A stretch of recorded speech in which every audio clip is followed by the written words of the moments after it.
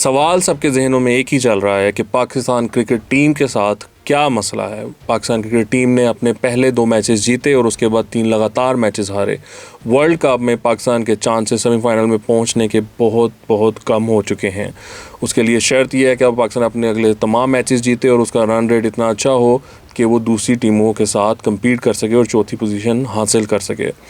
अब Pakistan cricket team में जब एशिया कप शुरू हो रहा था तो ये बात हो रही थी कि पाकिस्तान क्रिकेट टीम की बॉलिंग लाइनअप जो है वो दुनिया की बेहतरीन बॉलिंग लाइनअप है और पाकिस्तान क्रिकेट टीम जो है उसमें स्टार बैट्समैन हैं, उसमें बाबर आजम है, मोहम्मद रिजवान है, जो ओपनिंग पेयर है इमामुल हक और फ़खर जमान का वो बेहतरीन है। लेकिन फिर प्रॉब्लम्स शुरू हुई और पाकिस्तान की बॉलिंग जो है वो बिखरती हुई नज़र आई। इस तरह हुआ कि नसीम शाह इंजर हुए और उसके बाद पाकिस्तान टीम की जो बॉलिंग लाइनअप है उसमें शहीन शाह अफरीदी ऐसा लगा कि आउट ऑफ फॉर्म है या इंजर्ड हैं या क्या मसला है उनके साथ। तो ये एक बहुत बड़ी कहानी है कि पाकिस्तान क्रिकेट टीम के साथ क्या चल रहा है। हमने ये आपको पहले भी बताया था कि पाकिस्तान क्रिकेट टीम फटीग का शिकार हो चुकी है। एशिया कप में जो ट्रैवलिंग थी पाकिस्तान क्रिकेट टीम की वो उनकी बॉडीज़ पर उसका बहुत बहुत गहरा असर हुआ है। पाकिस्तान क्रिकेट टीम इसी वजह से एशिया कप भी हारी और ना सिर्फ हारी बल्कि चौथी पोजीशन पर थी, विच इज़ शेमफुल टू से द लीस्ट। अब उसमें बोर्ड ज़िम्मेदार है, प्लेयर ज़िम्मेदार है, मैनेजमेंट ज़िम्मेदार है, आप जिसको मर्ज़ी दोष दें। आ गया वर्ल्ड कप और उसमें आपको पता है उससे वर्ल्ड कप से पहले नसीम शाह इंजर्ड हो गए और हारिस रऊफ़ का भी इशू था लेकिन वो रिजॉल्व हो गया। लेकिन एक चीज़ बहुत वाज़ेह है और कमेंटेटर्स भी उस बारे में बात कर रहे हैं कि शहीन शाह अफरीदी पूरे फिट नहीं है, लेकिन वो फिर भी खेल रहे हैं और वो फिर भी कोशिश कर रहे हैं कि पाकिस्तान परफॉर्म करे। लेकिन इससे बढ़कर जो ख़बरें आ रही हैं, आप सब ने सुना होगा कि टीम में लड़ाई हो गई, प्लेयर्स में आपस में लड़ाई हो गई। यही चीज़ एशिया कप में भी सुनी गई थी कि जी एशिया कप में लड़ाई हो गई, शहीन शाह अफरीदी ने बाबर आजम को कुछ कहा, बाबर आजम आगे से बोला, फिर रिजवान बीच में आ गया, उसने बीच बचाव किया। अब भी उसी तरह की कहानियाँ जो हैं वो फैलाई जा रही हैं, उसी तरह की बातें की जा रही हैं कि ड्रेसिंग रूम में लड़ाई हो गई और सब रोते रहे, कोई सोया नहीं, होटल के कमरों में से नहीं निकले। हर तरह की नेगेटिव बात जो है वो फैलाई जा रही है और वो की जा रही है। देखें, ये तो है प्रोपेगेंडा, ये इन बातों में कोई सच्चाई नहीं है। ये क्योंकि जब आप हारते हो तो ज़ाहिरी बात है, आप घर में हो, आपको कोई मुश्किल आ जाए तो आपस में जब आप बैठ के एहतसाब का अमल शुरू करते हैं या बात करते हैं तो ज़ाहिरी बात है कोई ना कोई बात होती है। It's a very normal discussion to have. लेकिन हमारे बहुत से जो मीडिया हलके हैं वो इन चीज़ों को बढ़ा चढ़ाकर और नेगेटिवली पेश करते हैं। ज़ाहिरी बात है, वर्ल्ड कप है, सारी आंखें टीवी पर लगी हुई हैं, लोग सुनना चाहते हैं, देखना चाहते हैं। और वो जो मीडिया वाले हैं, हमारे ही भाई हैं, वो अब ज़ाहिर बात है उनको भी शौक़ है कि उनकी बात आगे पहुंचे, उनकी ख़बर ऊपर जाए। और टीम अच्छा भी नहीं कर रही तो ऐसी बातों का माहौल भी बन जाता है, अच्छा कर रही हो तो इन बातों का कोई मतलब नहीं रह जाता।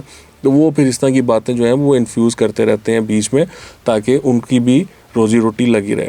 लेकिन मसला तो कुछ है। तो मसला क्या है? मसला देखें ये है कि एक तो ये टीम फटीग में है, ये टीम इंजर्ड है, इसमें बहुत से प्लेयर जो हैं वो इंजरी का शिकार हैं।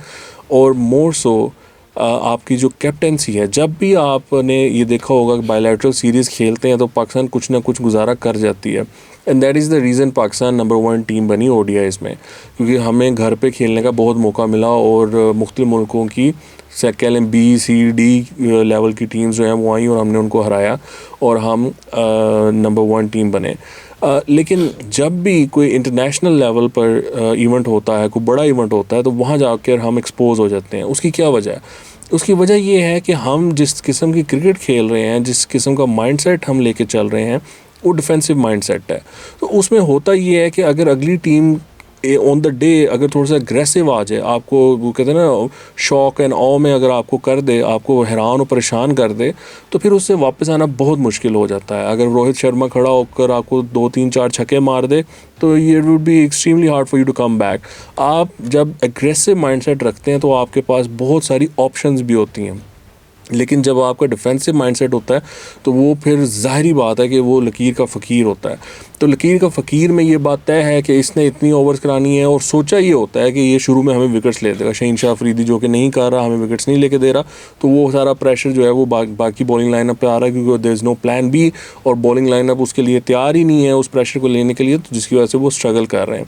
Similar is the case with the batting. आप अगर देखें कि हमारे यहाँ वो जो एक पिंच हिटर है जो छक्के मार सकता है वो इफ्तिखार अहमद, आपने वो चीज़ बड़ी एविडेंट है। अफगानिस्तान के मैच में भी उसे कुछ छक्के छुके मारे तो हमारी जान में जान आई, वरना हमारी वो बहुत ही, जिसको कहते हैं ना, एवरेज सी बैटिंग जो है वो चल रही थी। यही बात अगर आप याद रखें कि 2022 के वर्ल्ड कप में, T20 के वर्ल्ड कप में, जब फ़खर ज़मान इंजर हुए और मोहम्मद हारिस टीम में आए तो पाकिस्तान की बैटिंग में जान पड़ी थी। उससे पहले पाकिस्तान की टीम में जान नहीं थी। वो आए, उन्होंने साउथ अफ्रीका के खिलाफ 11-12 गेंदों पर आई थिंक कोई 28-29 मारा और एकदम साउथ अफ्रीका को हिला के रख दिया। वर्ल्ड स्टेज पे उन्होंने मतलब अच्छा खासा थरथली मचा दी थी। सिमिलरली वॉज द केस जब उन्होंने बांग्लादेश के खिलाफ भी परफॉर्म किया, हम चेस कर रहे थे, वो आए और उन्होंने मारा दाड़ा, आई थिंक 32-33 स्कोर किया था इन फ्यू बॉल्स और वो पाकिस्तान मैच जीत गया था। तो ऐसा प्लेयर जो होता है, एग्रेसिव प्लेयर जो होता है, उससे अगली टीम बिल्कुल हिल के रह जाती है। वो हम मिस कर रहे हैं and it's no rocket science कि हमारे में वो कमी है। अब बाबर आजम की कैप्टनसी पे बड़ी बात होती है। देखें, ये मेरिट पे बात आप कर सकते हैं, आपका एनालिसिस हो सकता है कि जी वो अच्छा कैप्टन नहीं है, and I tend to agree with that. I mean he is a fabulous batsman, everybody knows that, but he is not a great captain. He doesn't have any tricks in his up his sleeves। मतलब वो इस तरह नहीं लगता कि बाबर आजम को बड़ा sharp किस्म का कैप्टन है कि वो फील्ड प्लेसमेंट्स ये करे, बॉलर्स के साथ जाके कोई प्लान वाइज करे कि फ्लैट विकेट है तो तुम विकेट टू विकेट बॉल करो, मैं लेग पे फील्डिंग लेता हूँ, हम इसको पकड़ लेंगे, यहाँ से लेग स्लिप लेते हैं वगैरह वगैरह। वो there is no innovation in that. तो वो तो एक मसला है, बट अगर कैप्टन नहीं भी इतने स्ट्रॉन्ग होते तो क्या होता है, मैनेजमेंट बड़ी स्ट्रॉन्ग होती है, मैनेजमेंट बड़ी अक्लमंद होती है, बड़ी शार्प होती है, तो वो हेल्प कर देते हैं। लेकिन बाबर कैप्टन अच्छे नहीं है, लेकिन वो एक स्ट्रॉन्ग कैप्टन है because he performs, he is a world number 1 batsman. तो वो अपनी मर्ज़ी करते हैं, वो चाहे सिलेक्शन में हो या वो स्ट्रैटेजी में हो। तो जो भी ऑफिशियल्स हैं, वो चाहे टीम मैनेजमेंट में टीम के साथ बैठे हों या बोर्ड में हो, वो बाबर के आगे उनकी एक नहीं चलती। आपने देखा कि बाबर आजम जो चाहते हैं वो करते हैं। वो टीम वो लेकर गए जो वो चाहते थे और वो टीम खिलाफ हो रहे हैं जो वो चाहते हैं।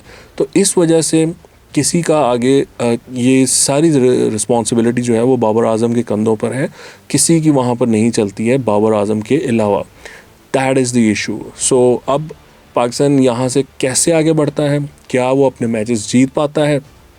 अल्लाह करे कि हम ये जीत जाएँ, लेकिन इसके लिए कोई कोई करिश्मा ही करना पड़ेगा, कोई मिरेकल से कम शायद गुजारा ना हो, क्योंकि जो हमारी अप्रोच है वो शायद हमें आगे ना लेके जा सके इन जो वर्ल्ड इवेंट्स होते हैं उनमें। बिकॉज देखिए, मुख्तलिफ़ किस्म की टीमों से आपका मुकाबला होगा ना। कुछ टीमें होंगी वो डिफेंसिव होंगी, कुछ होंगी वो अग्रेसिव होंगी, कुछ के स्पिनर्स होंगे, कुछ के फास्ट बॉलर्स अग्रेसिव वो निकल आएंगे। तो जहाँ पर भी कोई ऐसा मोमेंट आया, ऐसा 5-6 ओवर्स का पीरियड आया जहाँ पर कि अगली टीम अग्रेसिव हुई और उन्होंने एग्जीक्यूशन अच्छी कर दी, तो पाकिस्तान टीम उससे कम बैक नहीं कर सकेगी। Similar was the case against Australia. अगर आपको याद हो तो हम बड़ा अच्छा चेस कर रहे थे, बाबर जल्दी आउट हो गए, which was a huge loss. Babar को नहीं आउट होना चाहिए था, उन्हें अच्छा खेलना चाहिए था।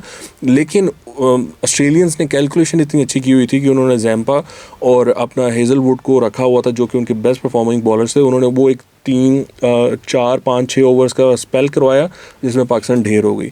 सो that's how teams work out their plans. Pakistan doesn't have a plan और people who can give them a plan उनकी नहीं चल रही। तो उम्मीद करते हैं कि पाकिस्तान अच्छा परफॉर्म करे, बट उसकी चांसेस बहुत कम हैं।